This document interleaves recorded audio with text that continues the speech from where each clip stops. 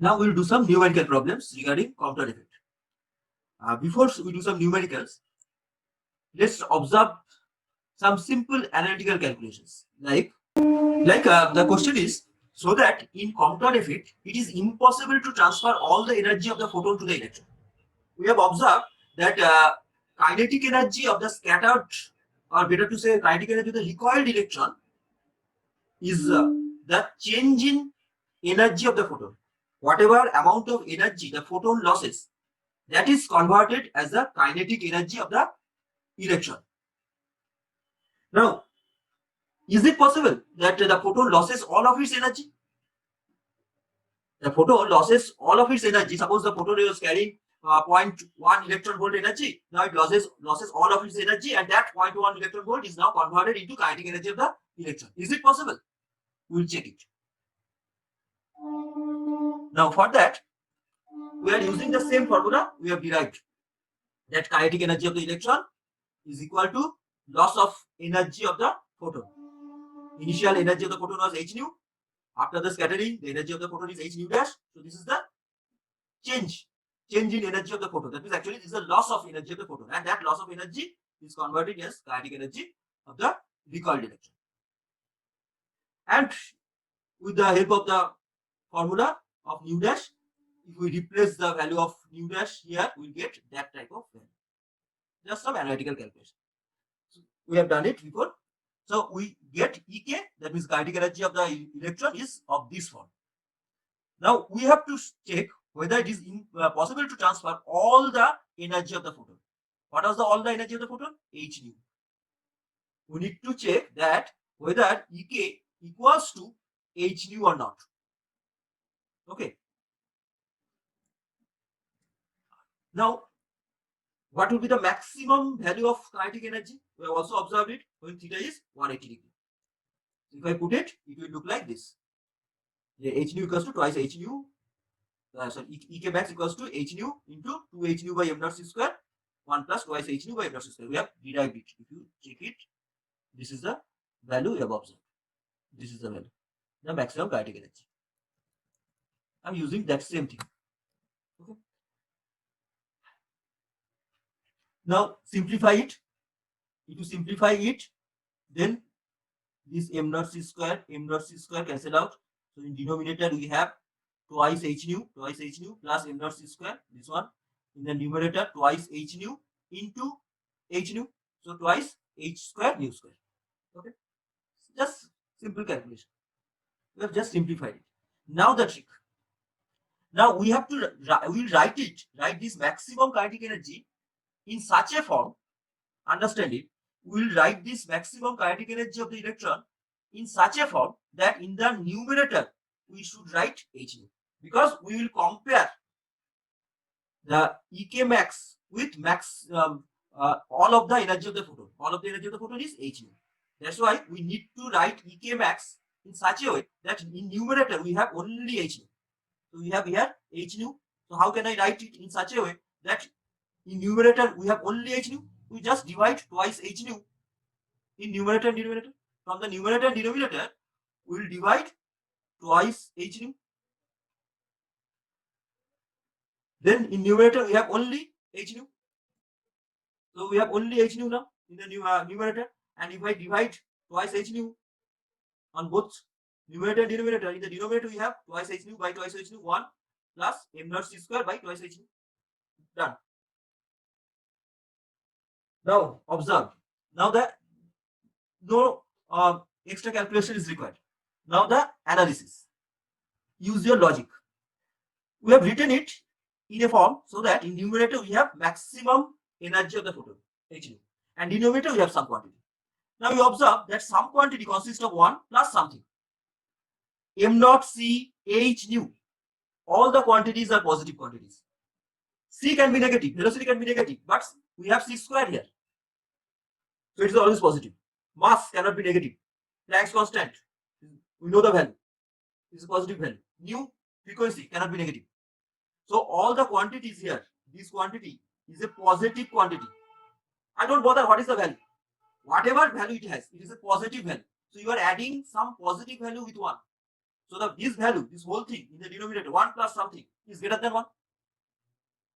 This whole quantity in the denominator must be greater than 1 because you are adding some positive quantity with 1. You are adding some positive quantity with 1. So the whole quantity, this whole numerator must be greater than 1. Since this whole quantity is greater than 1, we are dividing h nu by some quantity which is greater than 1. So you are dividing h nu by some quantity greater than 1, something greater than 1. Therefore, this whole thing must be less than 1, less than h nu. Suppose h nu is 0.5. Suppose. Now you are dividing 0.5 by some quantity greater than 1, say 1.1. What will be this value? Will it be greater than 0.5 or less than 0.5? After this calculation, if I divide 0.5 by 1.1, it must be less than 0.5 because you are dividing it by a quantity greater than 1. So same logic. Whenever you are dividing h nu by some quantity greater than 1, then whole quantity, this whole quantity, that is Ek max, must be less than h nu. Therefore, it is impossible to transfer all the energy of the photon to the electron.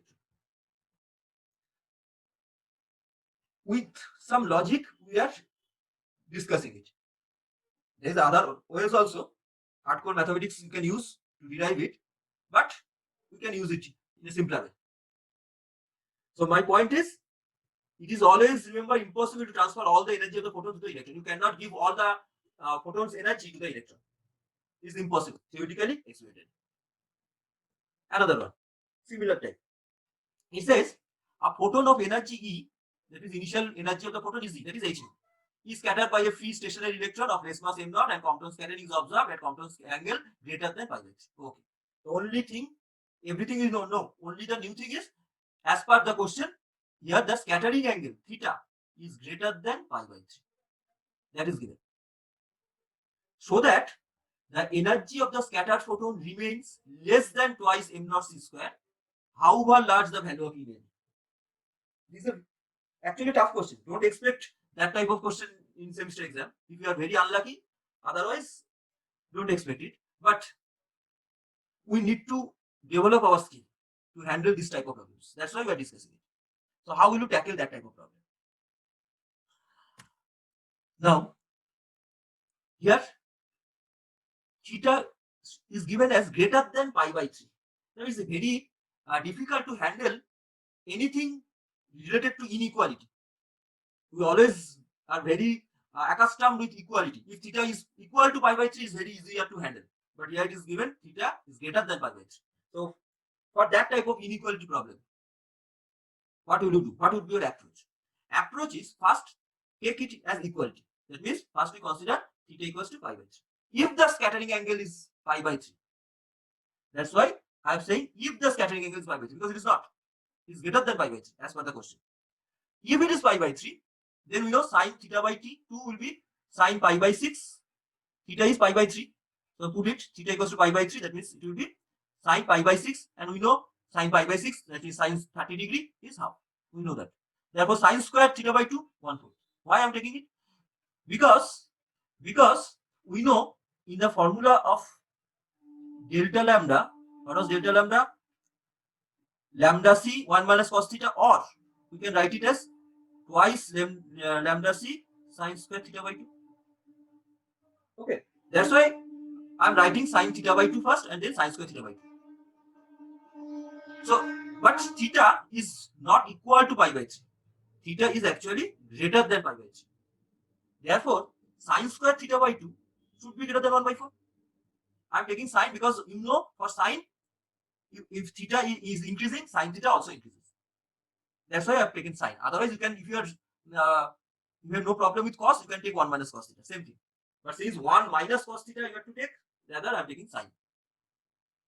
We know that if theta increases, sine theta also increases. So if theta is greater than pi by 3, then sine square theta by 2 will also be greater than the value. The value is 1/4, so it must be greater than 1/4. Because theta is not equal to pi by 3. Theta is greater than pi by 3. So when theta increases, sine square theta by 2 also increases. So it is greater than 1 by 4. I don't know the value. So I'm saying it is equal to k by 4. Again, I'm not comfortable with greater than symbol. So I converted it to equality symbol. How? I'm saying that sine square theta by 2 will be some quantity which is greater than 1 by 4. Which is greater than 1 by 4. Or the sine square theta by 2 is equal to k by 4. What is k? K is some quantity which is greater than 1. Then k by 4 must be some quantity greater than 1 by 4. So I have got rid of this inequality by using this k. Because within k I am saying the inequality. K is greater than 1. So what we get, sine square theta by 2 when theta is greater than pi by 3 is equal to k by 4. Next, it is simple. So energy of the photon, we require the energy of the photon, energy of the scattered photon, we need to find. So energy of the scattered photon, use the same formula. Only instead of sine square theta by 2, we put the value of k by 4. Sine square theta by 2, we put the value of k by 4. So we get E dash equals to this. We get E dash equals to this. Now what we have to show? We have to show that energy of the scattered photon remains less than twice m naught c square, however large the E may be.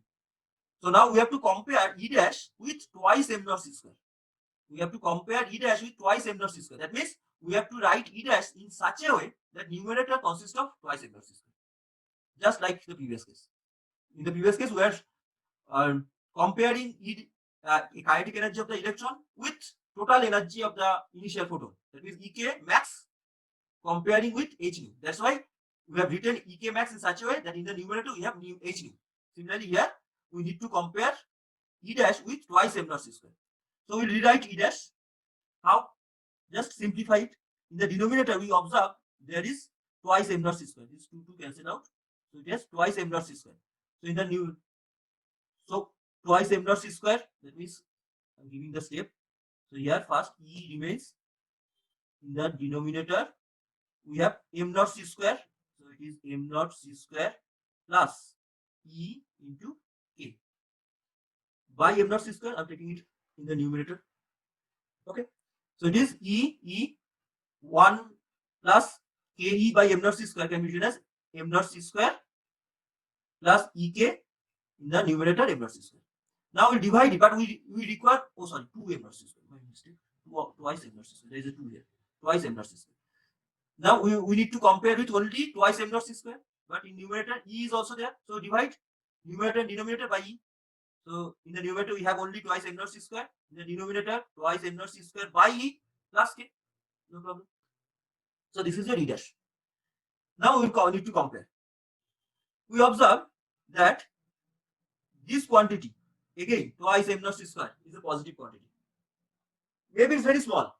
If E is very, very, very large, then twice m naught c square by E is very, very, very small. But it's a positive quantity. And what is K? K is some quantity greater than 1. We have defined K in that way. K is some quantity which is greater than 1. So again, what is denominator? Denominator is something which is greater than 1. Because K is greater than 1, again, you are adding some positive quantity with it.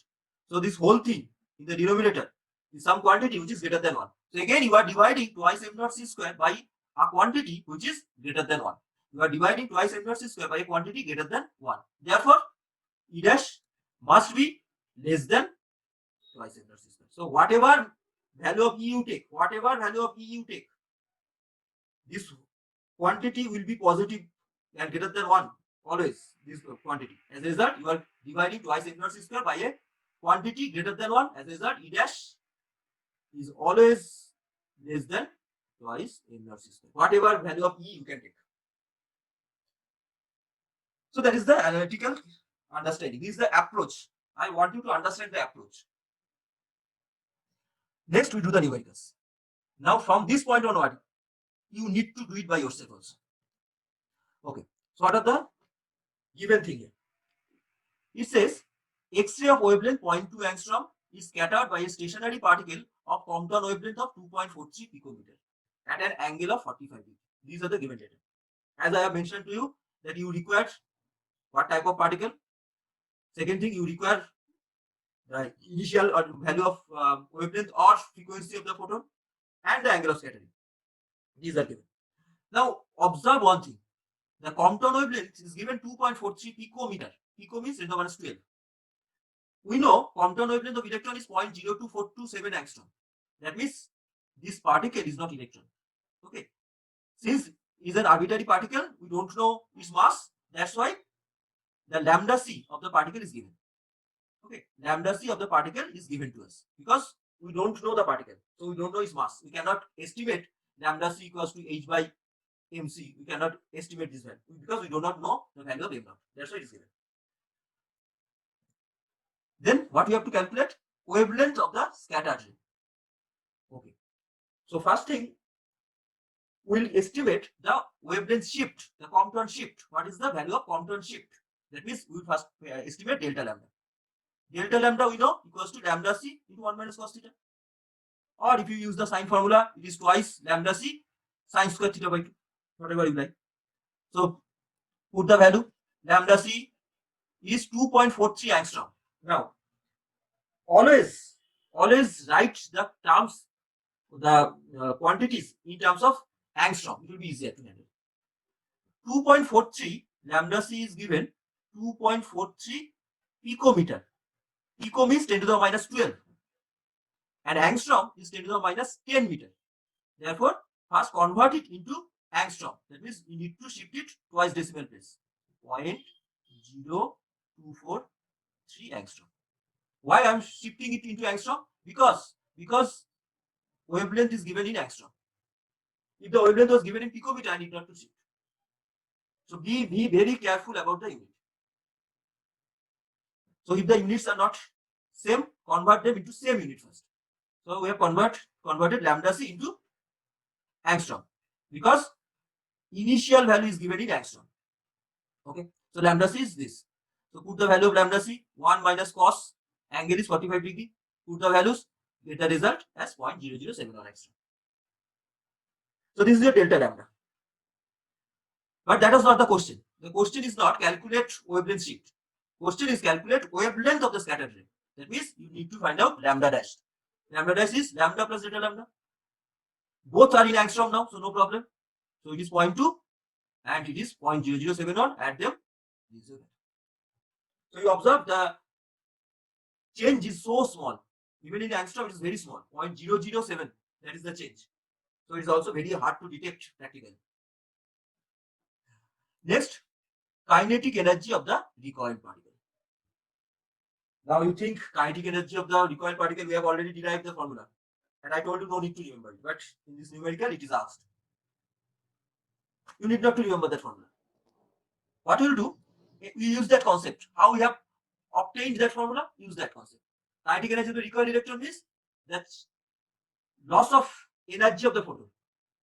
So loss of energy of the photon means, okay, loss of energy of the photon means Ek equals to, this is the initial energy of the photon, this is the final energy of the photon. So this is the loss of energy of the photon, which is the kinetic energy of the electron. But here, frequency is not given, rather wavelength is supplied. That's why we have written it in terms of wavelength. That is hc by lambda minus hc by lambda dash.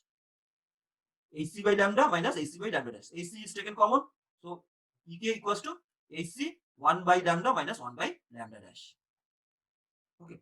So this is the expression of kinetic energy. You need not to remember, just you can write it down anytime if you understand the concept. Next, we need to estimate the value. Now be very careful. First, we need to put the value of h, 6.626, 10 to the minus 34 joule second. So h value. Next, C, 3 into 10 to the power 8 meter per second. Right? Next, lambda. What is lambda? Lambda was 0.2 angstrom. 0.2 angstrom means 0.2 into 10 to the power minus 10 meter. So now we need to convert it into meter because you are going to get the energy in joule. So lambda is 0.2 into 10 to the minus 10 meter. Similarly, lambda dash will be 0.2471 into 10 to the minus 10 meter. Okay. So when we write 1 by lambda, so it is 1 by 0.2 into 10 to the minus 10, or I am taking 10 to the power minus 10 as common. That means 1 by 10 to the power minus 10, which can be written as 10 to the power 10. Similarly, lambda dash is 0.2071 into 10 to the power minus 10. 10 to the power minus 10. 1 by 10 to the power minus 10 is written as 10 to the power 10 as common. Here. So powers, these are the powers, total power. So you are multiplying actually 6.626 into 3 into the quantity within bracket. Then you handle the power. And you will get this value as 3.41 into 10 to the power minus 16 joule. It is meaningless. If I ask you what is the length of your physics book, and you said the value is 2.73 into 10 to the power minus 6 or minus 7 kilometer, I cannot understand it. As simple as that. So here, when the value comes out to be 10 to the power minus 16 joule, no one can understand what is that value. Therefore, we need to express the energy in terms of something which is understandable. Therefore, when we get very small amount of energy, then it is always better to write it in terms of electron volt. It is always better to write it in terms of electron volt. How to convert joule to electron volt? Just divide by charge of an electron. Just divide it by charge of an electron. That means if I want to convert this amount of joule into electron volt, I divide charge of an electron. Charge of an electron is 1.6 into 10 to the power minus 19 coulomb.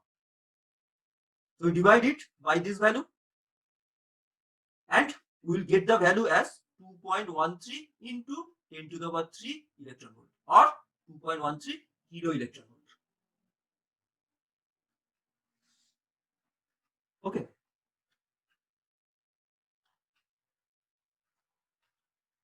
Now do the calculation by yourself. And I am showing you a simple trick now. Let me discard it.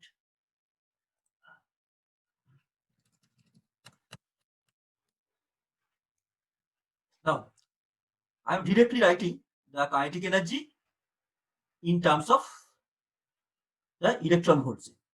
So, okay. So the value is, the EQ will be this whole thing will be in joule. This whole thing will be in joule. Then we'll divide it by 1.6 into 10 to the minus 19. That means we can write it as, I'm just writing the powers, 10 to the minus 34, this one, into 10 to the power 8, into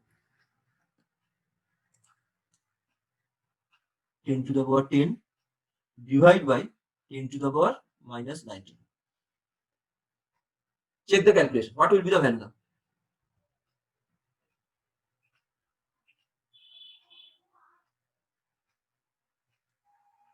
Tell me the value.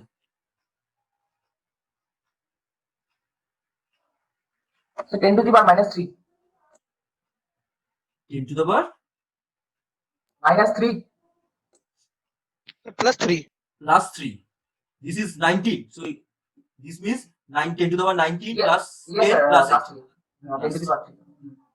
So actually, you observe, if you handle it in a single calculation, it will be much more easier because the powers will be adjusted in such a way that the ultimately the value will be very small. Here we are using angstrom. If it was in picometer, then you will not get any value. It will be 1. So this is the approach. Again, another problem. It says monochromatic radiation of wavelength 2 into 10 to the minus 12 meter. That means 2 picometer is incident on a free stationary electron. Now electron is mentioned. What is the wavelength of the beam scattered directly backward? So again, 3 informations are given. 1, the initial wavelength of the photon is not scattered photon, sorry. The wavelength of the photon is given 2 into 10 to the minus 12 meter. Angle of scattering, it says it is scattered directly backward. That means angle of scattering is pi. We require another thing. We require lambda c. the Compton wavelength, and that's why it's mentioned stationary electron. You know, for electron, the value is 0.02427 angstrom. I'm not taking any chance, so I'm taking some number of digits after decimal points, so that there will not be any error in our calculation. So that's why I told you to remember this, because if I not remember it, then I need to estimate this value at the time of exam. So lambda c is given, lambda is known, angle of scattering is known. What you have to estimate? Same question, wavelength of the beam. That means you have to estimate lambda. So for that, first we will estimate delta lambda again. Do it. Now you will do it. Tell me the answer. Lambda c you know the angle. Tell me the value of delta lambda first. Quickly.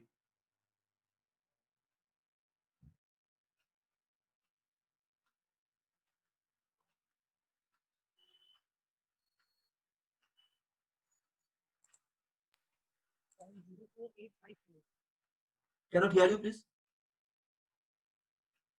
Please be louder. 04854. 04854. That one.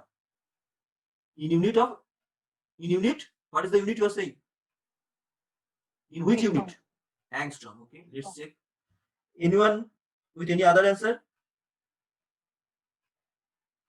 He is correct, sir. Correct. Okay.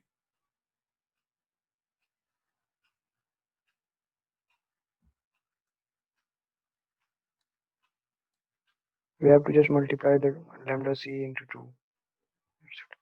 Right. Exactly.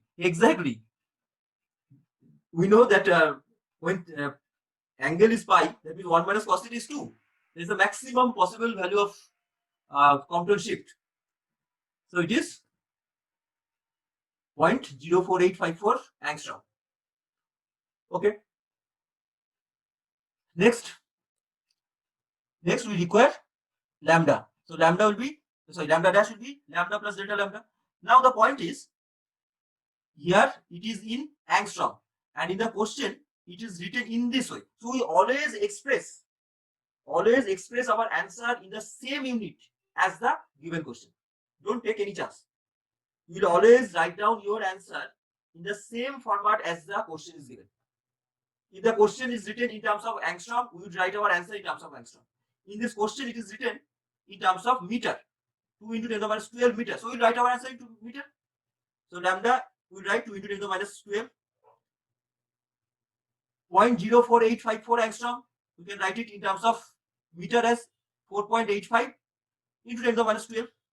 I can write other quantities also after this, but I have not written it because that will be so small that it is hardly detectable.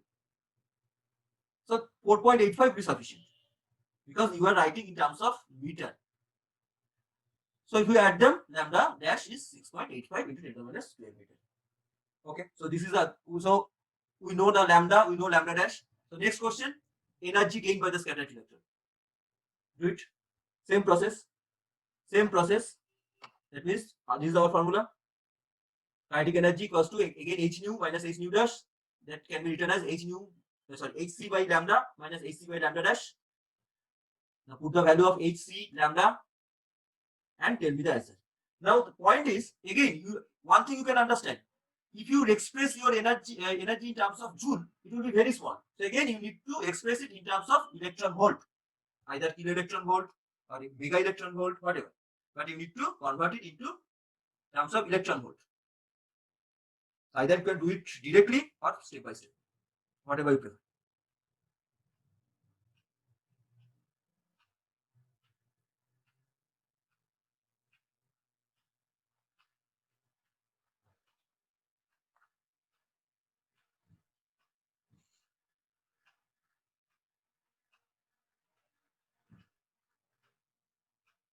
Okay, you do the calculation. I'm stopping this meeting and rejoin because time is running out.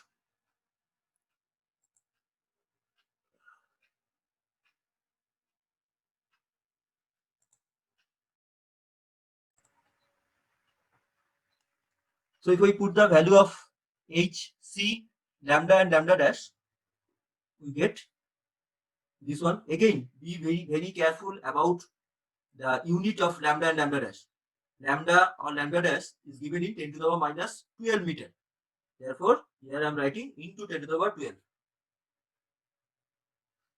So if we get the calculation, it is 0.44 MeV. Yes. Your answer is 0.44 MeV.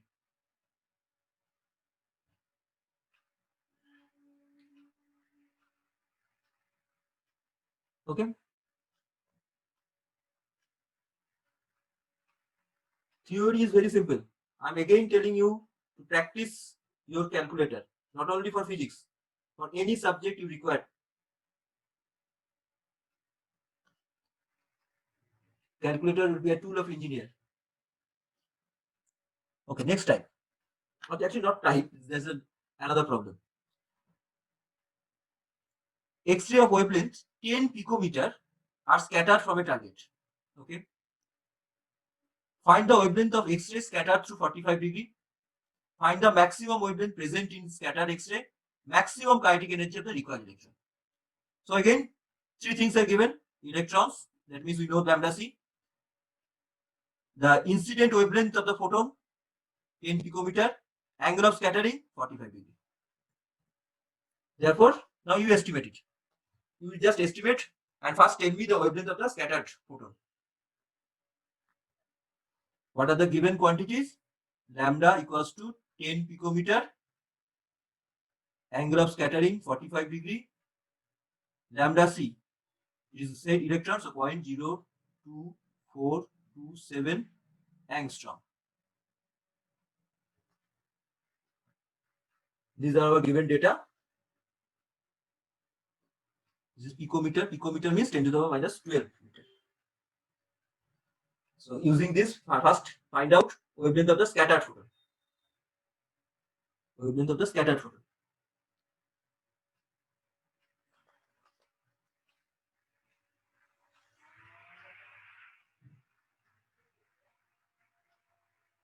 The 10.71 angstrom. 10.71 angstrom. Angstrom.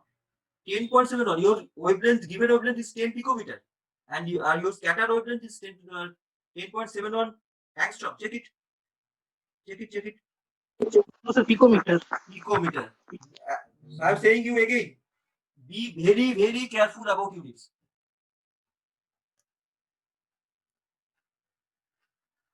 Out of 100 students, 99 students can attempt Compton effect problems. But only those who get the numerical values correct get the full marks. So first thing, our lambda, delta lambda, that is shift, is lambda c 1 minus cos theta. Lambda c I'm writing in angstrom. Therefore, the answer I'm getting in angstrom, 0.0071 angstrom. But lambda is given in picometer, so we need to convert it into picometer. So angstrom to picometer, 2 decimal place shift. That means angstrom is 10 to the minus 10, pico is 10 to the minus 12. So it will be 0.71 angstrom. Sorry, 0.71 picometer. 0.71 picometer from angstrom. So both are now in picometer. Next thing is simple, just add them.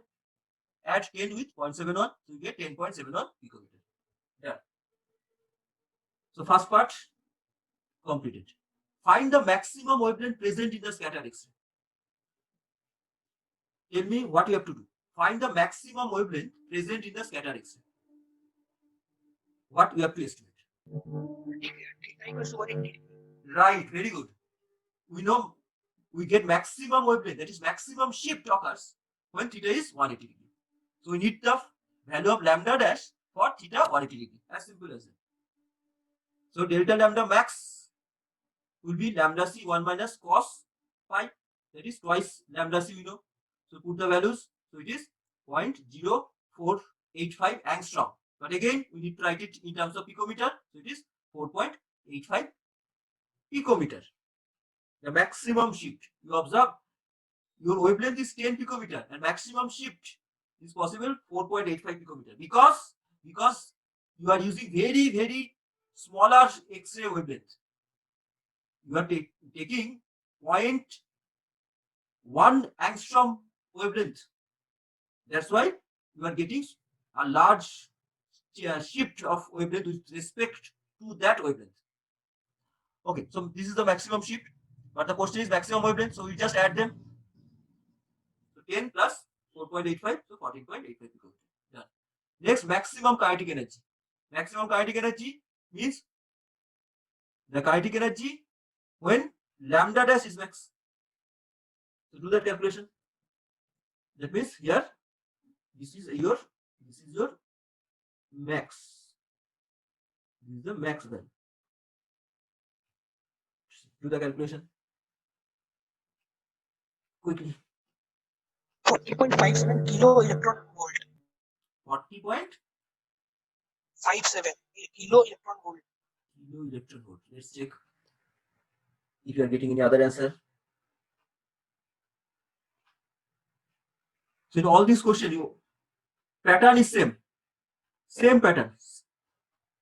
Only you need to do the calculation by yourself. That's all. So HC, lambda and lambda dash now are in picos. 10 to the minus 12.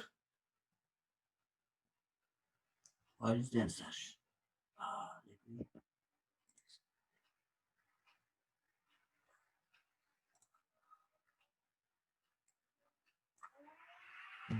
Now you can see.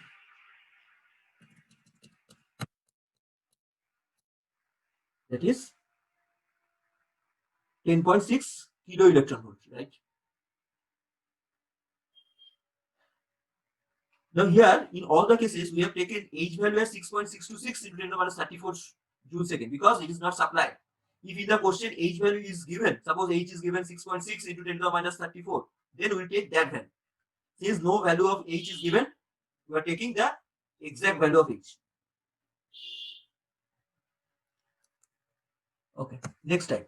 Now, this is an actual practical case problem. All the questions before that I have made those questions. So they are not practically available data. Now this one is a practically available data.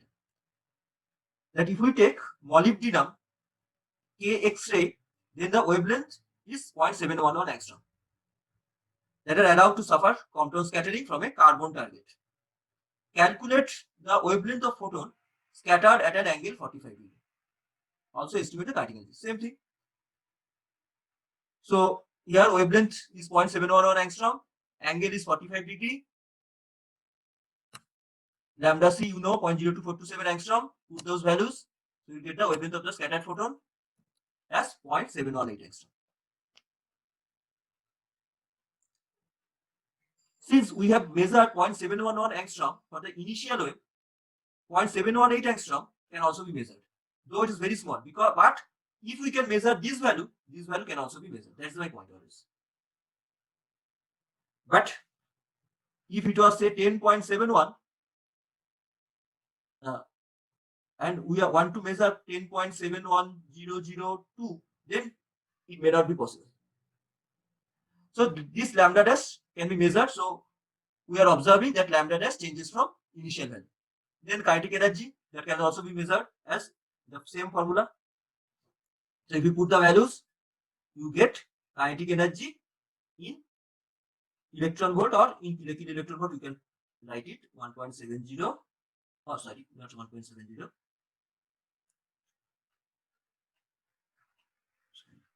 0.1703 kilo electron volt. So in practical cases, you observe either the wavelength will be in angstrom or picometer. That means that will be the range 10 to the minus 10 to 10 to the minus 12. If you get the values within that range, it is measurable. And in that case, kinetic energy generally comes into the kilo electron volt to mega electron volt. It is between kilo electron volt to mega electron volt. Now, a slightly different problem. The last two problems will do slightly different. It says X-ray of frequency 4.22 into 10 to the power 19 Hz is scattered by a free electron through 90 degree. Calculate the frequency of the scattered X-ray. Simple. Now, all the questions before we have estimated in terms of wavelength. Now the question is in terms of frequency. That means nu is supplied electron is said, that means you know lambda c, that is h by m naught c, and angle is given. So you have to calculate the frequency of the scattered X-ray. So what formula you will use? You will use the formula for frequency. So this is your formula for frequency, 1 by nu dash equals to 1 by nu plus h by m naught c square 1 minus cos theta. Now you need to put the values. Now here, either you can do it in this way. So I am putting the values directly. Nu equals to 4.22 10 to the minus 10 to the power 19. H 6.626 10 to the minus 34. M naught 9.1 into 10 to the minus 31 kg. C is 3 into 10 to the power 8 meter per second. So 3 into 10 to the power 8 square. That is the difference. Remember, in case of lambda dash minus lambda, the formula was h by m naught c 1 minus cos theta. This whole quantity we termed as lambda c. And here it is h by m naught c square. That's why this 2. 1 minus cos 90 degree. You just put the values.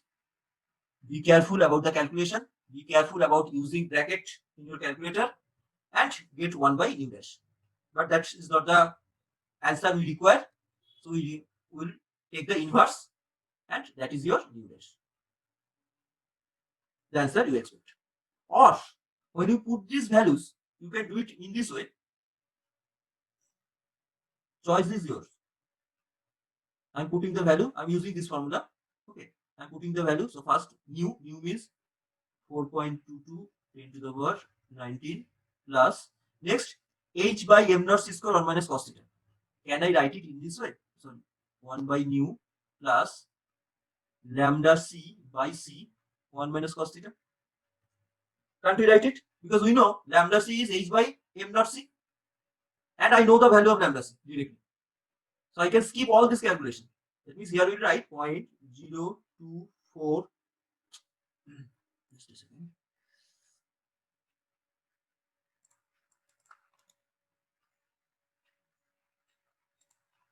.02427 angstrom. That means 10 to the minus 10 by 3 into 10 to the power 8. 1 minus cos 90 degree.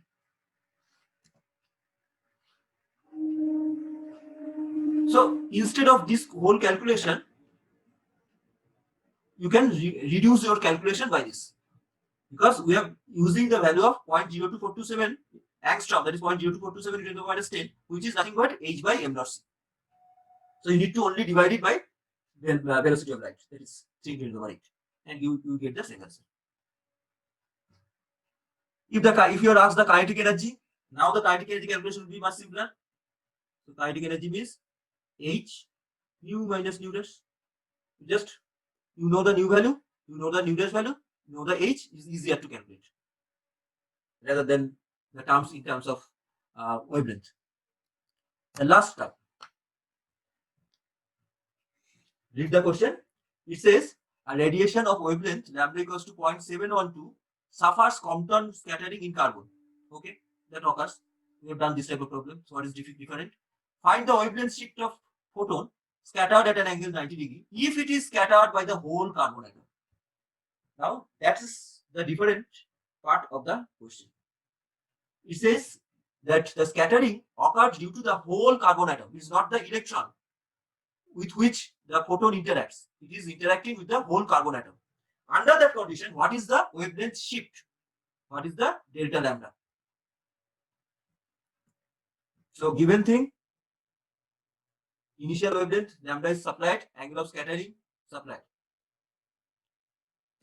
Now you need to calculate delta lambda. We know delta lambda is h by mc. I am not writing m naught c now, because m naught was for electron. Mass of electron 9.1 into 10 to the power minus 31 kg. That was for electron. But now it is not electron, it is the whole carbon atom. That means m is the mass of the whole carbon atom. You can use any other symbol, no problem. I have changed the symbol so that you understand this is not the mass of the electron. It is the mass of the carbon atom now. Okay. So theta is given. We need to find out this value of m. What is the mass of carbon? Now carbon, if you remember a carbon atom consists of a nucleus, surrounded by electrons. How many electrons it has? Atomic number of carbon is 6. Atomic number of carbon is 6. That means it has 6 electrons. Therefore, in nucleus it has 6 protons. And we also know that atomic mass of carbon is 12. That means there are 6 neutrons also. So 6 neutrons, 6 protons, 6 electrons. These are the particles which constitute the carbon atom. Rest is empty. Rest part of the carbon atom is empty. So these are the particles. So mass of carbon atom is mass of these particles. So we need to add them. Now the point is mass of proton is of the order of 1.67 mass of proton. So I write MP into 10 to the power minus 27 kg. This is the mass of proton. Mass of neutron is almost same. Order will be same. This value slightly changes. If you do not remember, I don't bother. So this is the mass of proton. I'll take the same value for mass of neutron also. So how many proton neutron we have? Total 6 plus 6, 12 protons and neutrons. 12 proton neutrons. So total mass due to proton neutrons, this 12 into 1.67 into 10 to the minus 31 kg, 27 kg. This is the total mass of nucleus, proton and neutron. We need to add mass of electrons. But what is the mass of electron? Mass of electron is 9.11 into 10 to the power minus 31 kg. Now you observe, it is 10 to the power 4 times smaller. Mass of electron is 10 to the power 4 times smaller. That means if you add mass of electron with this quantity, then only after only the 4th decimal place the value will change. Only in the 4th decimal place the value will change due to this small value of mass of electron. Therefore, we can neglect it. My suggestion, you can do it by yourself. You once calculate by adding this quantity and once without that quantity.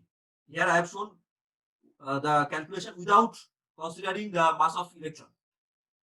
You can do it by considering it. That means you just add 6 into 9.1 into 10 to the minus 31 with this value and see is there any change in delta lambda practically. So this is your mass of carbon 12 because there are 6 neutrons, 6 proton in the nucleus, and mass of those particles roughly 1.67 into the minus 27 kg. So this is the total mass. Velocity of light 1 minus cos theta. Theta is 90 degree. Rest is simple. So you get delta lambda as this value. That means 1.1 into 10 to the minus 6 angstrom. Whatever numerical values we have done before, they were with electrons. And the answer you obtained, the value of lambda dash or delta lambda you obtained was on the form of angstrom or picometer. That means either 10 to the minus 10 meter or lowest possible value 10 to the minus 12 meter. That was the value of lambda or lambda dash, whatever you say, wavelength of the scattered photon. But now you observe that changes of the order of 10 to the minus 16 meter. We can measure up to picometer, 10 to the minus 12 we can measure. But now theoretically the change is 10 to the minus 16 meter. We cannot measure it. So our instrument shows that delta lambda is roughly 0. Delta lambda is 0 because it cannot detect it. It's so small. The value is so small because instead of a single electron, now the whole carbon atom interacts. And think carbon is considered to be a light element. So if you take any heavy element or moderately heavy element, don't expect to observe any delta lambda. So though theoretically wavelength changes because you observe a value, you are getting a value theoretically. You are theoretically getting a value. So theoretically Compton shift occurs, but practically by the instrument you cannot detect it. So if in the question instead of electron atom is given, then be careful about calculating the mass of that atom. That's rest is simple. If you have any query, ask me now.